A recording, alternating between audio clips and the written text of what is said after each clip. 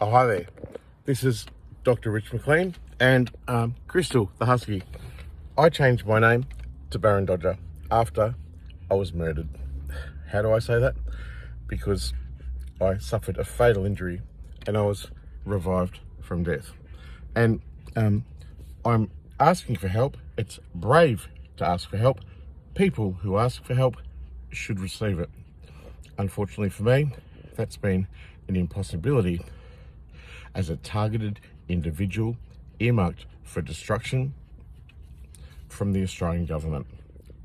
I suffer from schizophrenia and I hear voices, I read into things, my perceptions are sometimes a bit off. And sadly for me, when I wrote my book, Recovered Not Cured, A Journey Through Schizophrenia, and it was published and the Herald Sun vilified me and the Age fired me illegally, that was the first detriment that I suffered as a public person with schizophrenia. There were many more to come. Over 25 years, my prosperity's been intentionally redacted from me in a malicious and snide way. Currently, I'm homeless. I've been excommunicated from the government. I've been forsaken by my family and friends who I love and miss. Unfortunately, the petty human judgment that's embedded in all people as flawed, not divine beings, has excommunicated me from their lives. I'm too much of a too hard basket. Now, I love life. I love my dog. I want to do this. I've got a dream that I'm going to win this fight. And I'm asking for your help. There's a few things about this. So I've got a PayID below. You can PayID me some money. I've just had to beg for money for a pie. It's really that grim. Since I was revived from death after my suicide attempt that happened inside a hospital, there was a whitewashing of my tragedy, and now I have a brain impairment. There's no compensation. In fact, I've never, ever had a lawyer. I've been psychometrically profiled by the government, and I've been locked out of, and isn't she beautiful? That's my God, Crystal. And I've been locked out of getting any lawyer, anytime, anywhere. Now, sadly for me, I'm not incapable. This situation is not the result of a character flaw or weakness that I have. It is a designed, sustained, covert, and malicious and highly intelligent movement in order to cause my absolute destruction. And now, as I'm a rejected whistleblower, open for political reprisals, some of the ministers who I can't name or else I'll go to jail, has colluded with police and the mental health sector, threatening me with incarceration. And I've been literally chased out of Victoria as an infamous vagrant and fugitive, an innocent fugitive. These are police. These are people who should protect the public. I am the public, but I'm seen differently and I'm not treated equitably or fairly. And in fact, I'm discriminated against because I have a disability. And the victimization and the oppression is absolutely brutal. And there's a couple of moving parts to this. My former partner, Stefan Isonides, was a multi-millionaire. I was engaged to him for 5 years, and he worked first for Apple and then for ASIO, the Secret Service. And he's managed to manipulate an entire goddamn country to not even legitimize the evidence, which is that we were together, engaged to be married for 5 years. He exploited me, earning 40 grand a month, and I was on 400 a week on a disability pension. And he owes a fair, equal settlement that is legally obliged under definitions of same-sex de facto relationships. So no politician, no lawyer, no cop, no healthcare worker, no ombudsman, not even the Prime Minister himself, who I've got a letter from, will acknowledge or make a meaningful intervention in that family violence and coercive financial control. It is a brutal conspiracy, and it's snide, it's sneaky, and it devalues me, throws me under the bus, delegitimizes my evidence, silences my voice, and I've been character assassinated taboo. So they've had me under surveillance, and they've examined every part of my life and tried to exploit any known or potentially known vulnerability. And if they can frame me with something, taboo, whatever it takes, the government want to stop me.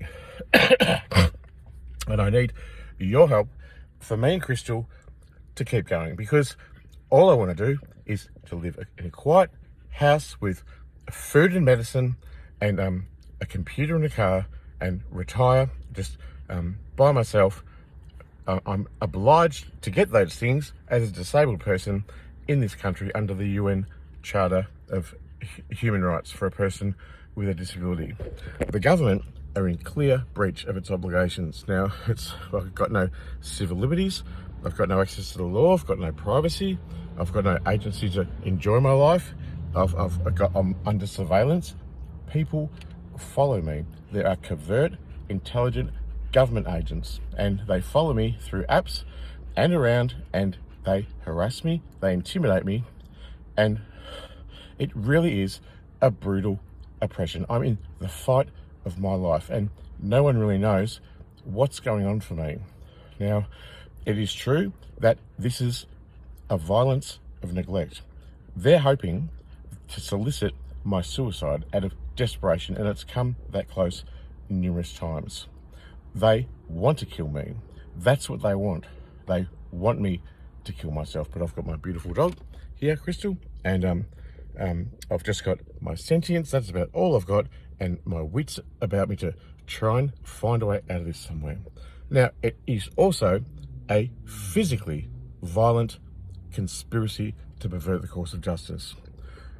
I've been hospitalised 8 times as a political prisoner, not so much for mental illness, but for silencing me and stitching me up as a mad person when I speak the truth. And I'm authentic, and I'm direct, and I know what I'm talking about, and I'm consciously, absolutely aware of what is happening for me and what the government has done to me. And while I was incarcerated getting care, they sent in a government-contracted, violent fucking thug to kick my ass inside the hospital. And this is all linked to the silence around Icenides and a very powerful lawyer, Russell Ball, who silenced evidence in a malpractice case. As a rejected whistleblower, and who's worked up the chain, reverse engineering to the next place and the next place, from a small complaint that I had once, and then it just got exponentially bigger, and it got to a point of being so clusterfucked framed, so beyond comparison, so unimaginably corrupt, of dozens and dozens of public officials, all cops, all lawyers, all politicians, the Ombudsman, the Prime Minister, family and friends. You know, I miss my friends. I miss having a beer. I miss going for a walk. I miss having a bed to sleep in. I miss having some food. I miss having a little bit of luxury and privilege in life. I've never had much, and I've always survived on very little. I'm an artist for 30 years, and I'm an advocate, a mental health advocate, advocating for marginalised people and their carers with mental illness for 30 years independently, and mostly out of altruism. When I'm got a little bit of privilege, I use that privilege in order to help someone up.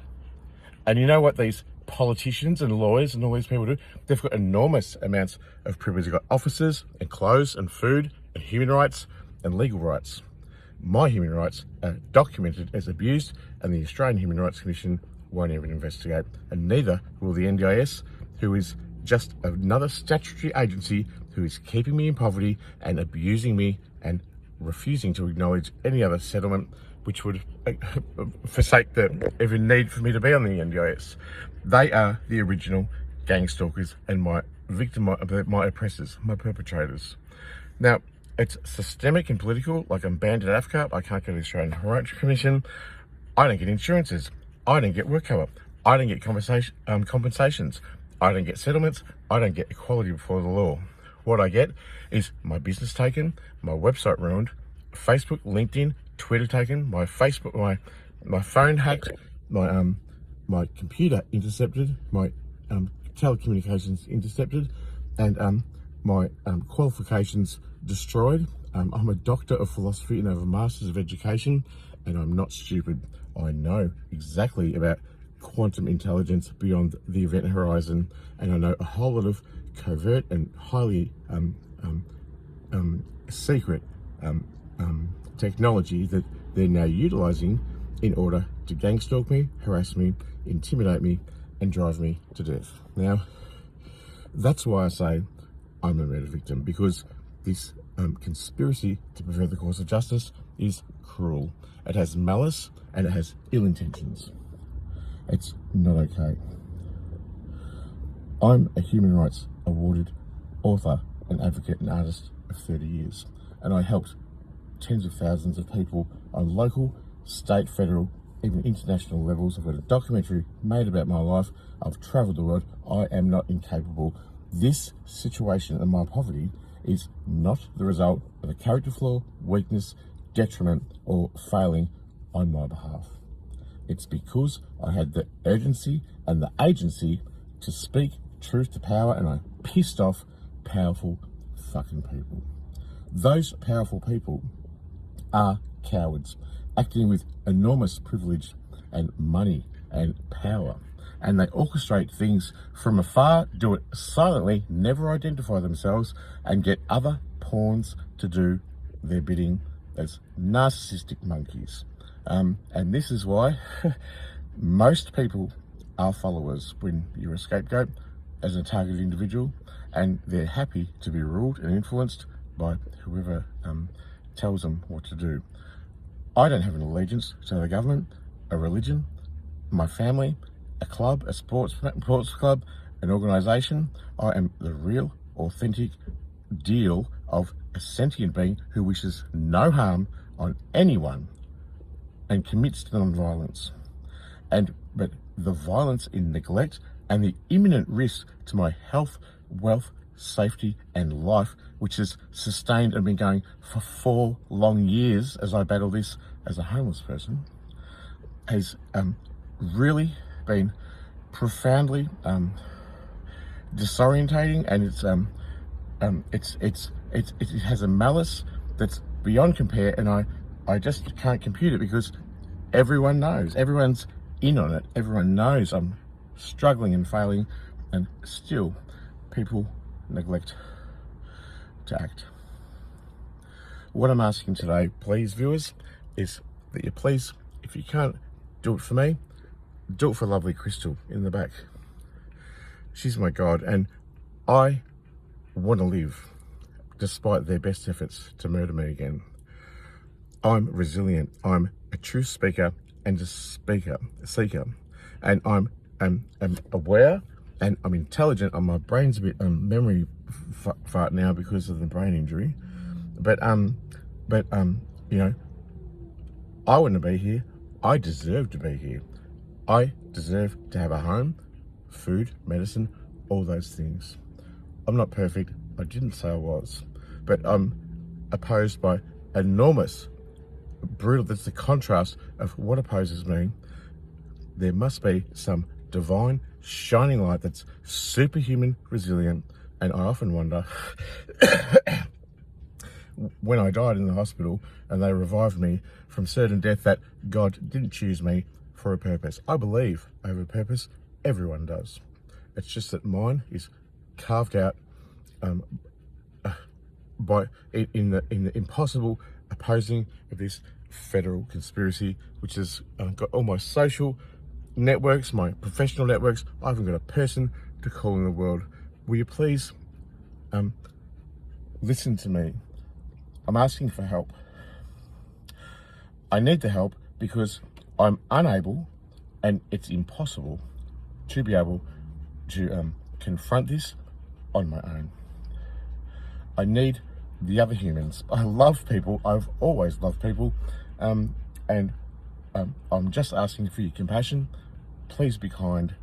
Don't turn the other way, because I whistle blew for the sake of my rights, and then it got it was heightened up. The stakes were heightened, and it become for an ethical reason of democracy and humanity and kindness, and of opposing evil and corruption. my stories below. I've put some evidence there that you can see. There's death threats from my former partner. That's not okay. There's a whole list of things I can't report to the police, but they're happy to lock me up and criminalise me, run me out of the state, and then get the legal fraternity to have a hearing when I'm homeless in another state and create a warrant for my arrest so I can never go home to Victoria. This is a brutal oppression, victimisation. It's a conspiracy to pervert the cause of justice. It's unkind.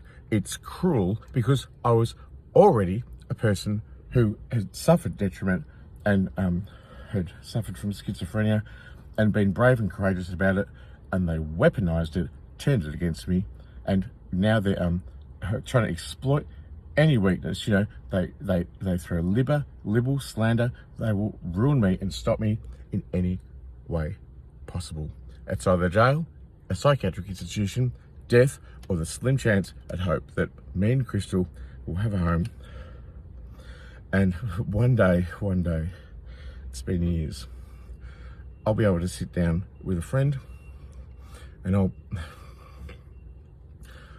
I'll be able to say, the light won. That's what won. I opposed it. It's tyranny and it's evil. It's gang stalking. It's malicious. We're going to win, or we're going to die fighting this. Please help me oppose it, and donate below. Thank you very much. I love you.